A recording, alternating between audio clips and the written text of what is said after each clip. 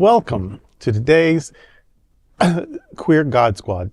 It's Monday, December the 2nd, 2024. I am Bishop Darrell Watkins, the senior minister here at the Sunshine Cathedral.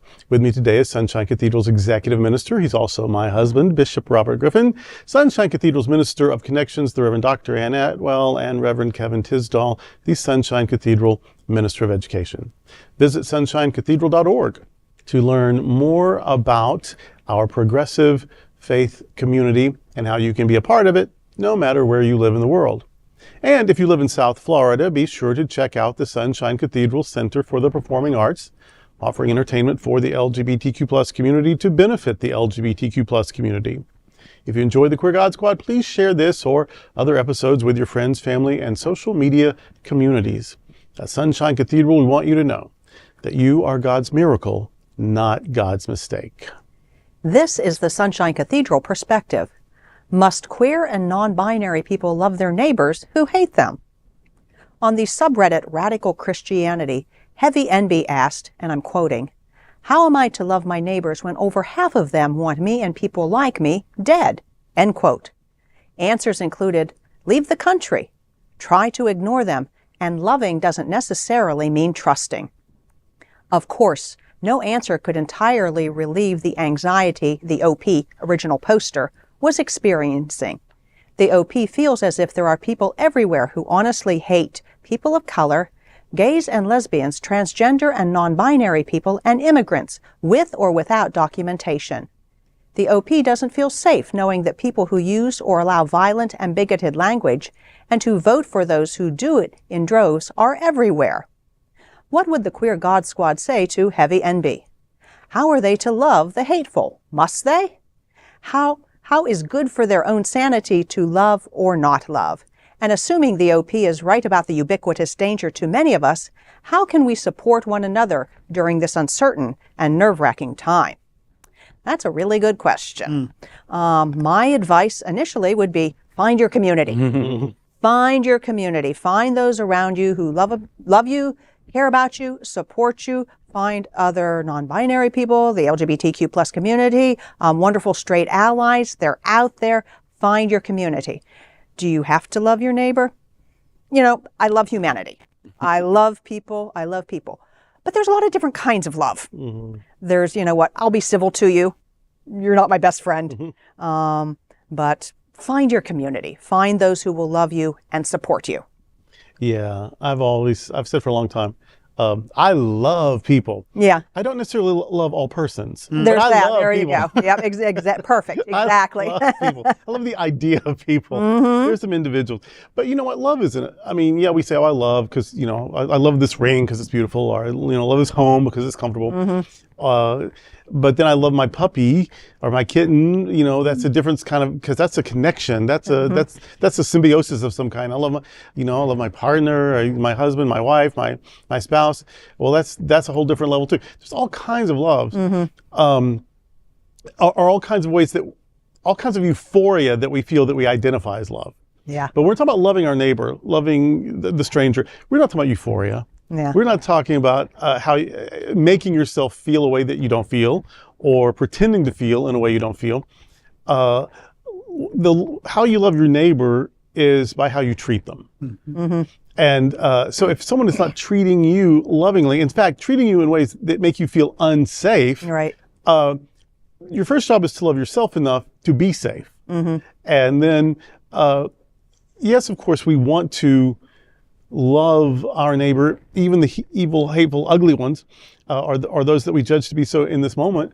But that just means don't try to take away their civil rights. Yeah. That just means do not respond with violence. That, you know, that if you were responding with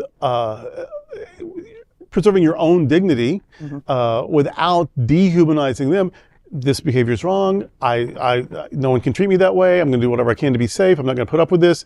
But that is still different than, you know, the scorched earth approach, that, you know, eye for an eye situation. So yeah, if you love yourself enough to stay safe, then the only love you owe to them is to not be cruel, to not be violent, to not be vicious. You don't have to appreciate them. You don't have to thank them for their meanness. And you feel the way you feel. You can't make yourself feel anything. So what you feel is afraid or angry or even just, I can't stand them. I wish they would just go away. That's how you feel. Yeah. That's just a feeling. It's just there. Now, what are you going to do about it? How are you going to act on that? You can lovingly get a restraining order. You can lovingly change your locks. You can lovingly ignore them. You can lovingly, none of that is cruel, none of that is mean, none of that is violent, but it's also loving yourself enough to be safe. Yes. I like that answer, because I bounce around with this conversation about how I'm supposed to treat people who treat me with disdain and hatred and sometimes violence. And I realized that there are 7 billion plus people on this planet. I do not have to associate with every single one of them. That's right. It is not my responsibility to be their lover. It is my responsibility to be my lover and to protect myself as much as possible. Yes, I love humanity, but no, I'm not going to let someone into my sphere that's going to be harmful to me. So yeah, I can love you from afar in many, many different ways as long as I continue to protect myself. There you go. Many years ago, there was a movie that came out called Good Fences with Whoopi Goldberg and Danny Glover. Ah, yeah. And it's one of those movies that remind you that good fences make good neighbors. Absolutely. Yes. And I think even in terms of that line of thought is good fences even around ourselves can make us have good neighbors also about who we let into our boundaries. You know, who do we accept into that inner circle? Who do we want in that inner circle? And also some people who are in our inner circle sometimes have to be ejected from that inner circle. And it's all about boundaries. I mean, it's about respect and it's about honoring people and it's about meeting and loving people where they are. And at the same time, you know, I just right now in the scripture, love thy neighbor as thyself. Well, let me tell you what that means for me. I don't have to love everybody the way I love me.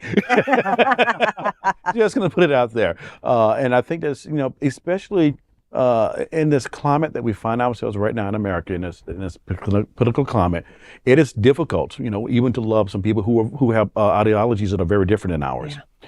You know, I can like all of humanity, but there's sometimes some people like, you know, I just can't go there. I just cannot be in your presence. I don't want you to have anything to do around me because I know exactly how you feel about me. Yes. Yeah. And I'm not going to subject myself to that type of presence.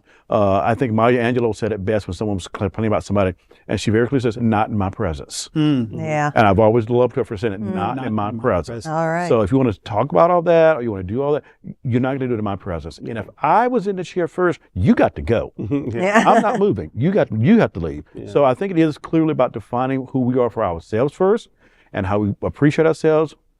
Louise Hay said it best, I love myself the way I am, and there's nothing I need to change. So in that respect, we claim our boundary by loving ourselves first, and then we can accept or not accept who we want into our lives.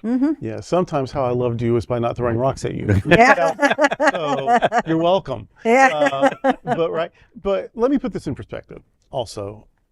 The reason you even said this, I'm assuming, OP, I'm assuming the reason this even came up is because there's a Bible verse that says, love your neighbor as yourself.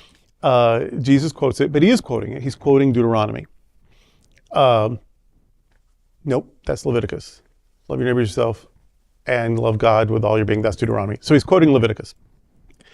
And so he didn't come up with it. He's quoting it. Now, who wrote Leviticus? We don't know. But we used to, but the tradition says Moses. So Moses wrote the Torah in our tradition. That's the tradition. That's the myth. He didn't. In fact, we can't prove he existed. Meanwhile, we do have the Torah, we do have the books, and Jesus is quoting Leviticus, love your neighbor as yourself. He's quoting Moses. The same Moses who killed 3,000 people because they built this golden calf. Right. He got so mad, he killed 3,000 of his own people. Love your neighbor? How about just don't kill 3,000 people? What do I mean? So, when you put it in perspective, when you look at it as a whole story, or as a conversation, or as a journey, or as an evolving tradition, we take these little verses and we act like we're supposed to make our life hang on that verse. The person that's given credit for saying those words first, the reason his story begins with him killing a guy, an Egyptian. This is a murderer and a mass murderer at one point. So Yeah, when the mass murderer says love your neighbor as yourself, I don't even know what he means by love. I don't even know what he's talking about. So we all want to be the best person possible. We want to be kind, we want to be generous. We want to, in the timing that is healthy for us, be forgiving. You don't tell me when I need to forgive. I figure out how and when I can forgive. But yeah, I'm going to be better when I forgive. I'm going to be healthier, I'm going to be freer. But it's not your timeline, it's mine. Right.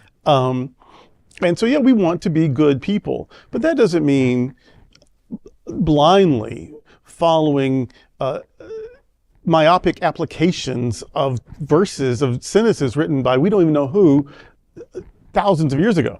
So, yeah, we want to be good people, we want to be good neighbors, but if that ever suggests to us that we need to become martyrs, I think we should give it a rethink. Mm-hmm. Mm-hmm. All right. Well, that's today with the Queer God Squad. We want to thank you for joining us. We're here daily at 3 p.m. to have some fun and to discuss what our LGBTQ plus community is talking about.